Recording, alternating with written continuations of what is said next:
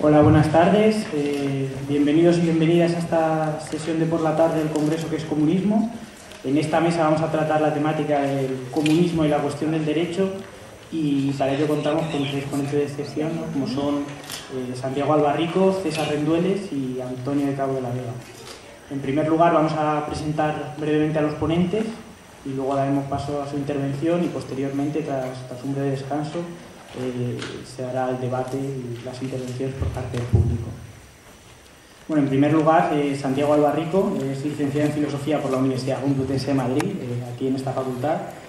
Entre 1984 y 1991 fue guionista de 3 programas de televisión española, entre ellos el muy conocido La Bola de Cristal, y ha publicado artículos en numerosos periódicos y revistas, ¿no? Entre sus obras podemos citar Las reglas del caos, La ciudad intangible, Capitalismo y nihilismo, y su último libro, Noticias, que se ha publicado en la editorial Caballo de Troya. Junto a Carlos Fernández Villa, también profesor de esta casa, ha escrito Dejar de pensar, Volver a pensar, y el más reciente, El naufragio del hombre, y en los últimos años viene colaborando en numerosos medios de comunicación y revistas, tanto digitales como en papel, como pueden ser Rebelión, Gara, Público, Diagonal o otras revistas. En los últimos meses podemos destacar sus artículos de opinión sobre la revolución en el mundo árabe, las distintas revueltas, y precisamente en marzo de 2011 publica junto con José Daniel Fierro Túnez, la revolución, donde recoge las crónicas escritas bajo el seudónimo de Almayente durante la revolución tunecina, ¿no? Ya que actualmente reside en Túnez. En segundo lugar, intervendrá César Rendueles, que es doctor en Filosofía por la Universidad Complutense de Madrid, también en esta facultad, y ha sido profesor asociado en la Facultad de Ciencias Políticas y Sociología en esta misma universidad y en la Universidad Carlos III, así como profesor invitado en la Universidad Nacional de Colombia. En 2001 participó en la fundación del colectivo de intervención sociocultural La Dinamo, que contaba con un local en el madrileño barrio de Lavapiés, y que sigue publicando la revista La Dinamo. Actualmente trabaja como adjunto en la dirección del Círculo de Bellas Artes de Madrid, desde cuya azotea afirma ver en los días claros la lucha de clases, ¿es así? Y colabora en distintas revistas especializadas en crítica cultural y filosofía. Sus líneas de investigación, que pueden quedar reflejadas en las siguientes publicaciones, ¿no?, que ahora citaremos, pues están relacionadas con las ciencias sociales, la filosofía y la crítica cultural. Podemos destacar los límites de las ciencias sociales, una defensa del eclecticismo metodológico de Karl Marx, tesis doctoral dirigida por Carlos Fernández Villa en esta misma universidad, y 2 obras colectivas como son Contra el copyright y Arte, ideología y capitalismo. Por último, citar que recientemente ha preparado para Alianza Editorial una antología del Capital de Marx, publicada en septiembre de 2010 y basada en la traducción al castellano de Manuel Sacristán. Por último, intervendrá Antonio de Cabo de la Vega, que es licenciado y doctor en Derecho por la Universidad Complutense de Madrid y actualmente catedrático de Derecho Constitucional de la Facultad de Derecho de esta misma universidad. Es investigador del Instituto Iberoamericano de Estudios Constitucionales de la Universidad de Alicante, miembro de la Fundación CEPS, del Instituto Complutense de Estudios Jurídicos Críticos, y entre sus líneas de investigación se encuentran los derechos sociales, económicos y culturales, la representación y el derecho electoral y el constitucionalismo latinoamericano. Algunas de sus publicaciones son Lo público como supuesto constitucional, y junto con el profesor de la Universidad de Barcelona, Gerardo Pisarello, La renta básica como nuevo derecho ciudadano. En los últimos meses también podemos destacar que se ha pronunciado en distintas conferencias y artículos contra la reforma constitucional, de la que ha dicho en sus palabras que supone un atentado global a toda la Constitución y como respuesta simétrica requiere de un nuevo proceso constituyente.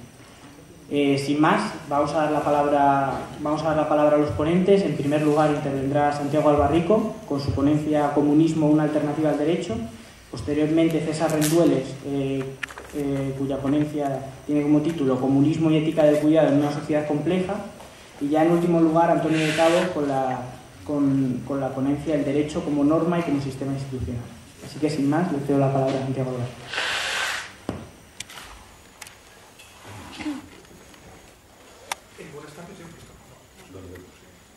Ahora, ¿no? Perfecto. Buenas tardes. En fin, yo siempre que hablo en esta facultad me siento un poco cohibido. Yo creo que es uno de los pocos lugares que todavía me intimidan en este mundo, por la sencilla razón de que estudié aquí con muy malas notas y tengo un poco la sensación de que vuelvo a ser un alumno y que todos vosotros o todos ustedes son mis profesores. En fin, yo, como me ocurre siempre, me siento un poco intruso, porque no tengo ni la menor idea de lo que es el comunismo y tampoco tengo ni la menor idea de lo que es el derecho. Y mi condición de no académico, más bien de agitador político-literario, pues me gustaría sencillamente contar algunas banalidades, algunas generalidades, exponer algunos principios que sin embargo me parecen irrenunciables a la hora de afrontar la perspectiva de un mundo transformado, de ese otro mundo posible que, entre otros, perseguimos los que nos consideramos comunistas. Yo no sé y digo muy bien qué quiere decir esto de comunismo, pero si lo relacionamos con eso que ahora se ha dado en llamar los comunes, yo diría que básicamente hay tres comunes, que son la muerte, la tierra y la ley. La muerte implica el hecho, naturalmente, de aceptar un límite natural a la existencia sublunar como cuerpos biodegradables que somos, y implica, en términos de transformación social, la aceptación de la finitud, la aspiración al establecimiento de una sociedad de cuidados recíprocos. Entiendo por el título de la ponencia de César que en algún sentido hablar también de esto. Por lo tanto, la muerte nos pone inmediatamente en relación con la necesidad de cuidarnos recíprocamente, y eso, a mi juicio, exige obviamente un marco institucional público que garantice que el desvalimiento ontológico fundamental va a estar más o menos protegido. El segundo es la tierra. La tierra en el doble sentido de que es, como el propio Marx recordaba, en realidad la fuente de toda riqueza y no el trabajo. Riqueza que está en disputa creciente, como sabemos, que la ha estado siempre allí donde los seres humanos han vivido en sociedades de clases. Y la tierra es, como la propia muerte, un límite. Es un límite porque los recursos, como cada vez es más evidente, de la tierra son infinitos, y porque además también de la tierra depende ese límite que llamamos belleza, el hecho de que haya una línea en el horizonte que separa la tierra del cielo y que introduce un sistema de proporciones a partir del cual podemos hacer no solamente taxonomías y clasificaciones elementales, sino también desarrollar los más sofisticados sistemas de proporciones. Y finalmente la ley, que en una medida pues, no tiene relación con el título de la convocatoria que nos ha reunido aquí esta tarde, ¿no? La ley entendida también, obviamente, como un límite, entendida como la sustitución de la utopía destructiva de la equivalencia por un sistema de proporciones público y compartido. Las utopías de la equivalencia, pues sabemos, son, por ejemplo, precisamente el mercado, que no se comporta con arreglo a los principios por los que dice regirse, porque la única manera de que haya beneficios precisamente es violar sus propias reglas de comportamiento, el hecho de que no hay una verdadera equivalencia, y el otro sistema de equivalencia que tiene que ver con la resolución de conflictos, que es la que todavía existe en algunos lugares del mundo y que existía desde luego antes de esa gran invención que fue el derecho, que era el talión, el ojo por ojo y diente por diente. Un sistema que aspiraba al establecimiento de equivalencias absolutas, de equivalencias estrictas, querer tasar cada vida humana en términos de otras vidas humanas o en términos monetarios, en términos de sustitución de víctimas humanas por víctimas animales. Bueno, yo creo que el comunismo tiene que ver, en efecto, con la aceptación reglada, colectiva, social de estos tres límites. Y el hecho de que estos tres límites sean el presupuesto a partir del cual tenemos que abordar cualquier sociedad humana organizada, implica, a mi juicio, el hecho de que el comunismo, como aceptación social de estos tres límites, solo puede aspirar a ser reformista. Los límites, precisamente, implican el hecho de que no se pueden superar, no se pueden franquear, no se pueden erosionar sin poner en cuestión, precisamente, la propia supervivencia de las relaciones antropológicas básicas. La aspiración, yo diría, de un comunista es esta, es la de establecer, fundar un marco institucional que sea reformable. Porque la pregunta, cuando nos preguntamos qué sería una sociedad comunista, es la de en qué consiste el capitalismo. ¿Qué hace el capitalismo con estos límites? ¿Qué hace el capitalismo con la muerte, con la tierra y con la vida? Yo creo que lo que caracteriza muy brevemente al capitalismo es precisamente la negación de estos límites. No creo que sea una excepción en la historia de la lucha de clases, un modelo en el cual una estructura, o un grupo social, o una casta, o una clase social, se comporta de tal manera que solo puede sobrevivir y reproducirse a costa de negar todos los límites. Eso en términos políticos se puede llamar despotismo, es lo que los griegos llamaban hibris, los excesos a los que lleva el hambre, que no deja de derribar todos los obstáculos que encuentra en su camino, que concibe como medios de reproducción todos los objetos, todos los cuerpos, todos los seres humanos. El hecho, en definitiva, de no detenerse ante ninguno de estos límites que, de alguna manera, configuran lo que es un orden social humano habitable.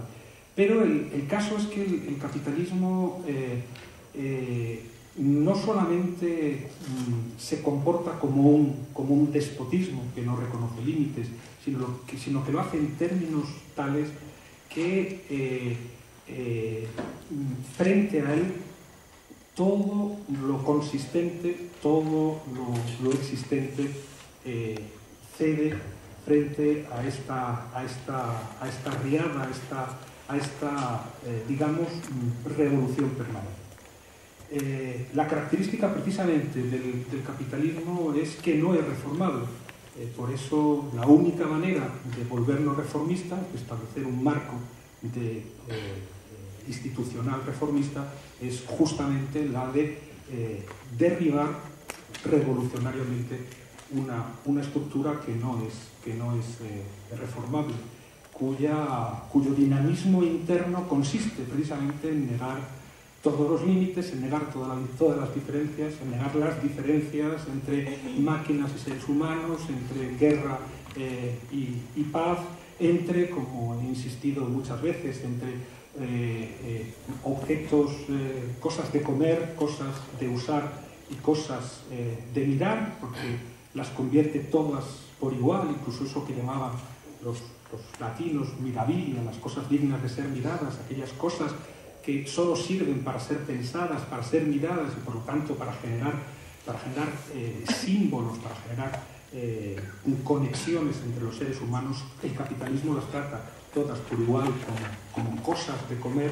como puros medios de de reproducción del sistema, en definitiva, como operadores de un gigantesco aparato digestivo que no deja fuera ninguna actividad, ningún objeto, ninguna consistencia. Lo que caracteriza al capitalismo como negación de los límites es, en consecuencia, el hecho de que es un permanente proceso constituyente. Pero, naturalmente, un permanente proceso constituyente es en realidad un permanente proceso destituyente. El capitalismo consiste en estar permanentemente destituyendo las cosas, los cuerpos, los seres humanos, hasta el punto de que alguna vez he escrito que es probablemente la primera sociedad que existe en la historia de los últimos 15 años que no es que viva sin hierro o sin petróleo, que vive sencillamente sin cosas. Es la primera sociedad sin cosas de la historia. En ese proceso constituyente, que es en realidad un proceso destituyente, lo ontológicamente originario es el residuo, o con arreglo a esa lógica que, utilizando una metáfora bélica, he subrayado alguna vez, que tiene que ver con el bombardeo aéreo, la lógica en virtud de la cual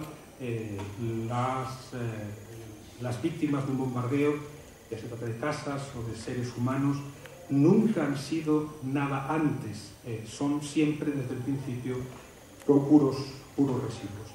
Un proceso permanentemente constituyente, que es un proceso permanentemente destituyente, lo único que produce es residuos. Y esto incluso, es decir, materialmente, sabemos que el 90% de las mercancías producidas hoy, dentro de 6 meses, el 90% están en la basura. Por lo tanto, lo ontológicamente originario en el capitalismo es el residuo. Y yo diría, contra la destitución, ¿qué es lo que podemos pensar? Pues yo diría que contra la destitución, constitución. Y es a partir de este concepto, yo creo, como entramos en el territorio del derecho. Necesitamos, en efecto, frente a la destitución, una constitución. Una constitución que sea una constitución de un mundo de cuidados recíprocos y que sea al mismo tiempo la constitución de un marco institucional que entre la biología y la arqueología sea susceptible de reformas. Eso, insisto, solo se puede hacer después de haber transformado radicalmente las condiciones económicas. Pero me interesa, en cualquier caso, hablar de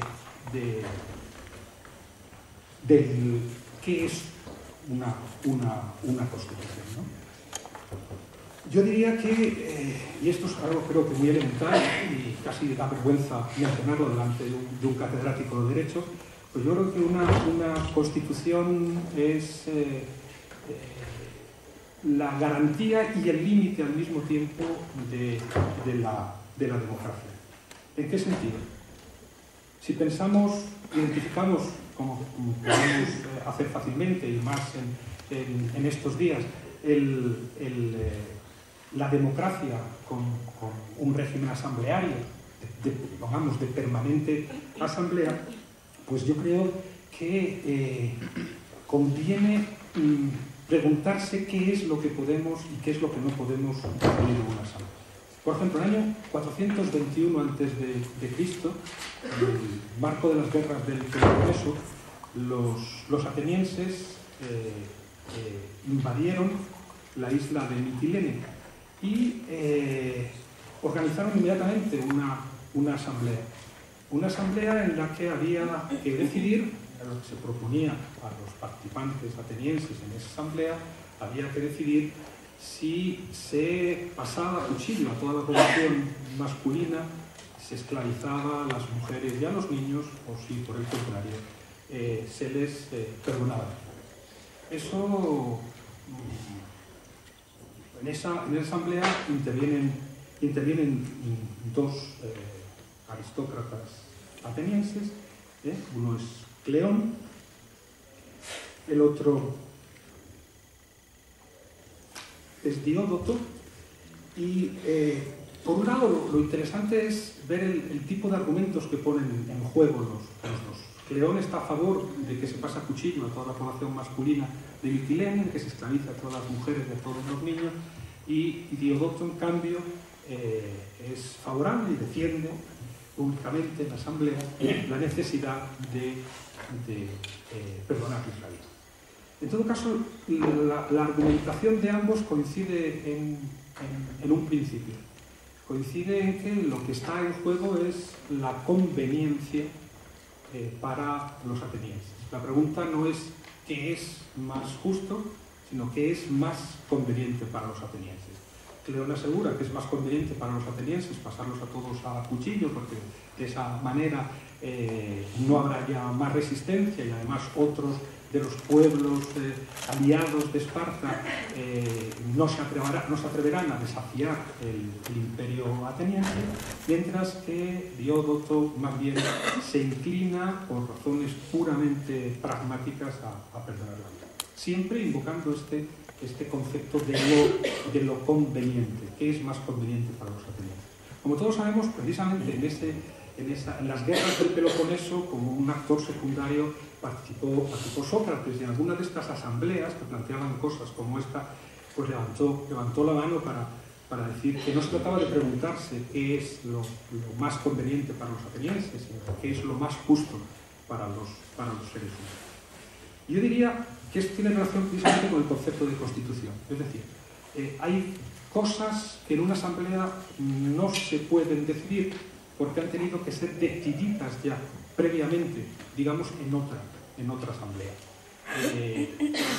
La democracia no consiste tanto en decidir en asamblea todos y cada uno de los aspectos de nuestra vida, sino en haber dejado fuera ya ciertas cosas que están al margen, que están fuera de cuestión, porque han sido decididas previamente en otra asamblea. Si pensamos en los atenienses, en la isla de Mitilene, hay que pensar que se encuentran en una situación de guerra. En una situación de guerra es muy difícil que uno tenga la serenidad como para hacerse la pregunta que Sócrates sugiere que hay que hacerse, qué es lo justo y no qué es lo conveniente. Y por lo tanto, hay que pensar en términos de ficción jurídica, de ficción social, con Rousseau, algo así como una asamblea de hombres tranquilos. Decía Voltaire que razonable es lo que piensan todos los hombres por igual cuando están tranquilos. Hay que pensar en esa ficción de una asamblea de hombres tranquilos, de hombres buenos, de hombres enamorados, ¿no? Decía Aristóteles en la retórica que lo que caracteriza a un enamorado, incluso si es un criminal, es que mientras está enamorado quiere ser bueno. Hay que imaginar, por tanto, esa asamblea original de hombres tranquilos, de hombres buenos, de hombres enamorados, que decidiría en libertad qué cosas no pueden plantearse jamás en una asamblea.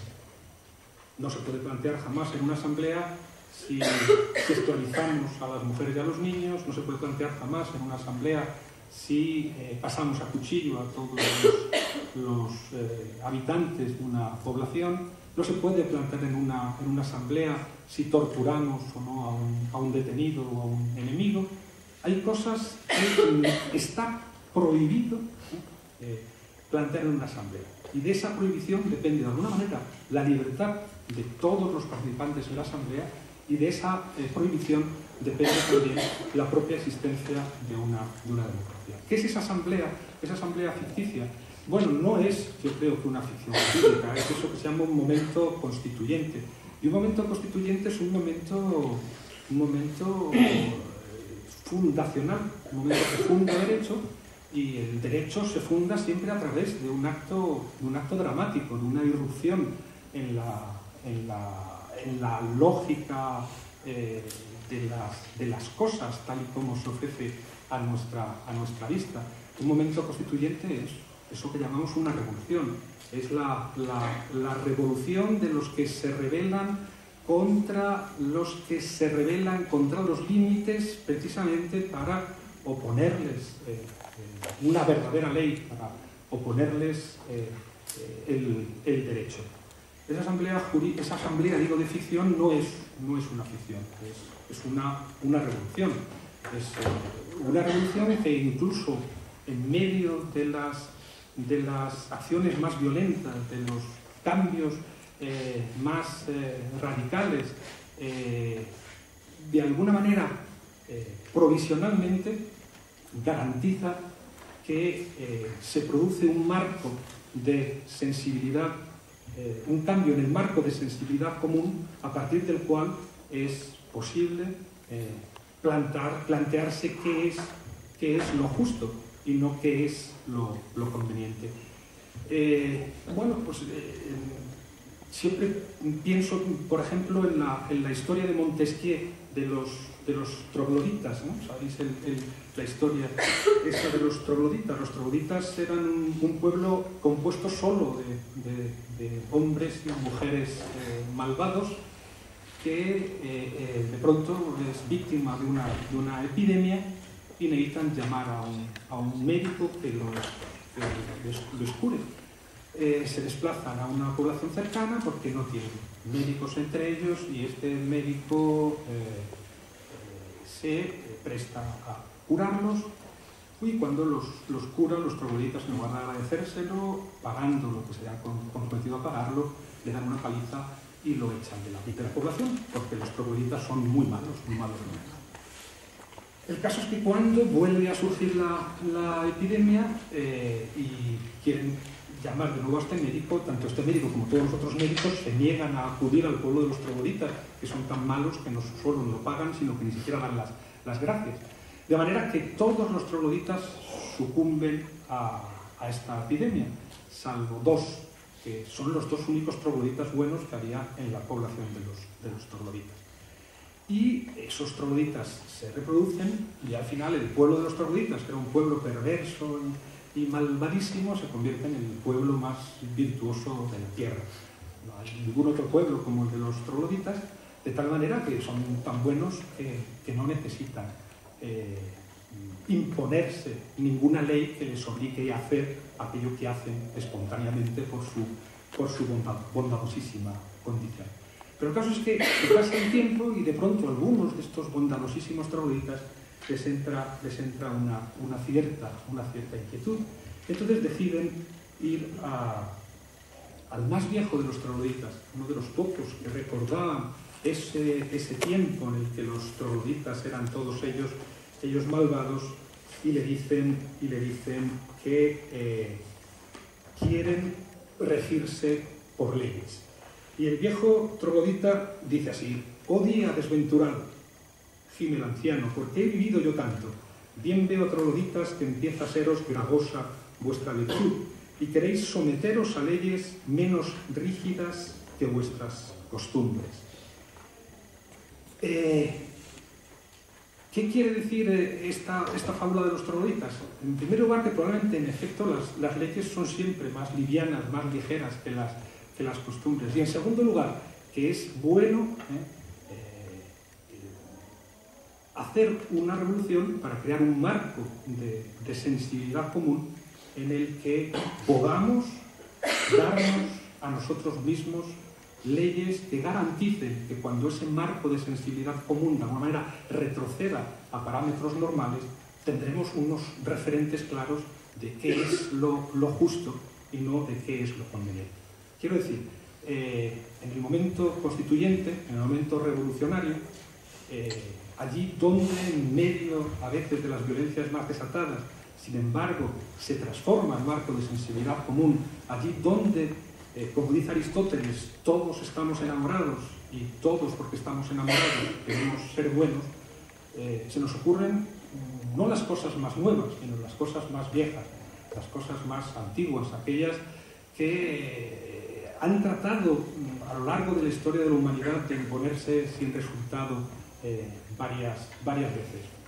Por ejemplo, en la Revolución Francesa, mientras cambia ese marco de sensibilidad común, pues lo que se les ocurre es invocar la igualdad, la libertad y la fraternidad, que son tres conceptos en realidad muy antiguos, que habían sido permanentemente reprimidos. Son conceptos pues, que nos remontan a Espartaco o a todas las corrientes milenaristas que durante la Edad Media y durante las guerras de religión en Europa trataron en efecto, allí donde además pues, no había unas fuerzas productivas que lo permitieran, de establecer una sociedad no solo de abundancia, sino de igualdad, libertad y fraternidad. En ese momento constituyente, que es el momento del enamoramiento, yo acabo de vivir uno en Túnez y puedo asegurar que es realmente impresionante cómo allí donde hay una situación de excepción en la que un pueblo entero trata de derrocar a un tirano, se transforman realmente las relaciones. Lo que impera es la solidaridad, lo que impera es el amor, es la generosidad, son los cuidados. Pero eso pasa, eso inevitablemente pasa. Yo creo que es imposible exigir a una sociedad que sea siempre buena, que esté siempre enamorada, que sea siempre generosa y siempre solidaria. Y por lo tanto hay que aprovechar ese momento para fijar públicamente, mediante leyes escritas, cuáles son los principios que, por si acaso, como inevitablemente ocurre, los trogloditas vuelven a ser malos, sepamos por qué principios debemos guiar. Bueno, yo creo que eso es realmente el derecho. El derecho no es sino la cristalización del momento constituyente frente a cualquier fuerza, en este caso el capitalismo, que quiere disolver todos los marcos referenciales, o que quiere utilizar en su favor esos marcos referenciales. No, veo que es media hora solo, no he dicho nada y ya todo acaba. Bueno, pues, en fin, que ese momento constituyente no es otra cosa que la garantía de que el derecho mismo está fundado en un marco de sensibilidad común, cuya fuente es un pueblo en armas, un pueblo que ha derrocado a un tirano, un pueblo que en definitiva se ha rebelado contra aquellos que se rebelan permanentemente contra los límites, que se ha rebelado para imponer límites, no para eliminarlos. Eso es, yo creo, una constitución. Es esa decisión que una asamblea, que no es ficticia, porque es la asamblea del pueblo en armas, mientras el nuevo marco de sensibilidad común permanece vivo, por tanto, es esa decisión que a partir de ese momento excluye del marco de la asamblea ciertas cuestiones. Insisto, hay cosas que un pueblo tranquilo en una asamblea revolucionaria ha decidido ya siempre que no se pueden plantear. Y si se plantean, como bien decía Robespierre en la Constitución de 1793, si se plantea, no son leyes. Dice esa Constitución que toda ley que atente contra los derechos imprescriptibles de los ciudadanos no es una verdadera ley. Por lo tanto, no se pueden plantear en asamblea leyes que no son verdaderas leyes. Y para saber cuáles son las verdaderas leyes, los pueblos en armas, en esas asambleas de enamorados, antes de dejar de estar enamorados, pues han decidido qué cosas no se pueden plantear jamás en ninguna asamblea. Y Bueno, yo, como tengo que terminar ya, solo añadiría que el derecho, como fundado en la rebelión contra los que se rebelan contra los límites, que el derecho incluye como su propia fuente soberana el derecho a la rebelión, como también queda claro en esa Constitución de 1793 de Robespierre.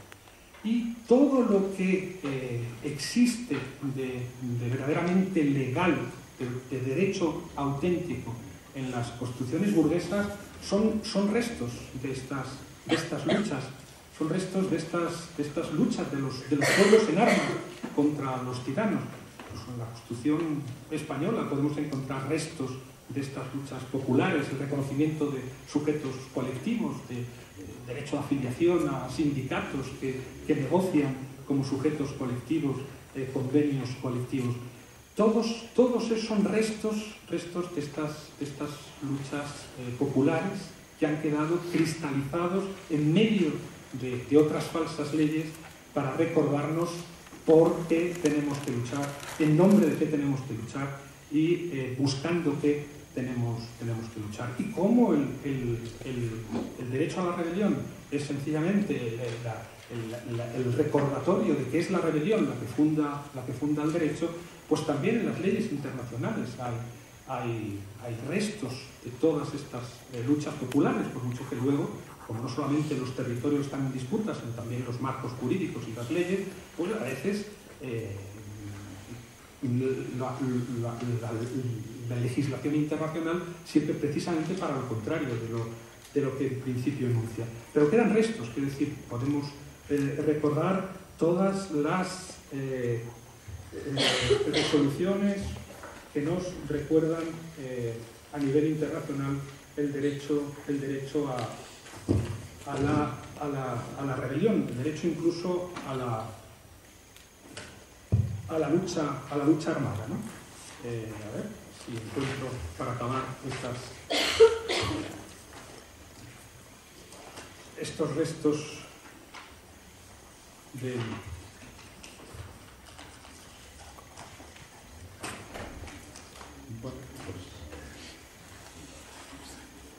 Sí, por ejemplo, es decir, está en la 20 Asamblea General de las Naciones Unidas del 65 que declara la legitimidad de la lucha por parte de los pueblos bajo presión colonial para ejercer su derecho a la autodeterminación y a la independencia. La Asamblea General, la resolución 1514 del 60, declara que la sujeción de los pueblos a dominio extranjero, conquista y servidumbre constituye una negación de los derechos humanos fundamentales, es contraria a la Carta de las Naciones Unidas y es un obstáculo para la promoción de la paz, etc. La Convención de Ginebra, protocolo adicional de 1937, declara que la lucha armada puede ser usada como último recurso para ejercer el derecho a la autodeterminación. Por lo tanto, yo creo que es precisamente es necesario absolutamente tratar de combinar estas dos cosas. Es decir, la idea de constitución como el marco que garantiza a los débiles y no a los poderosos el conocimiento de por qué sus antepasados se han rebelado y por qué ellos deberían rebelarse en el caso de que, como decía Robespierre, las leyes no sean verdaderas leyes porque atentan a los derechos imprescriptibles del ser humano, y recuerda al mismo tiempo ese momento constituyente de la transformación del marco de la sensibilidad común, del marco de la sensibilidad colectiva, que es la fuente de esas decisiones que se toman para, a partir de ese momento, dejarlas fuera de cualquier asamblea y garantizar que esas asambleas no puedan nunca proponerse la liquidación del otro, la esclavización del otro, el canibalismo, la tortura y, yo diría, obviamente, el capitalismo como un sistema que elimina, suprime todas las diferencias, que suprime todos los límites y que instituye, junto a esos restos de las rebeliones populares de los últimos 2000 años de historia, instituye la libertad máxima, que es la libertad del contrato salarial, que por eso mismo elimina todos los otros derechos y libertades. Y lo dejamos.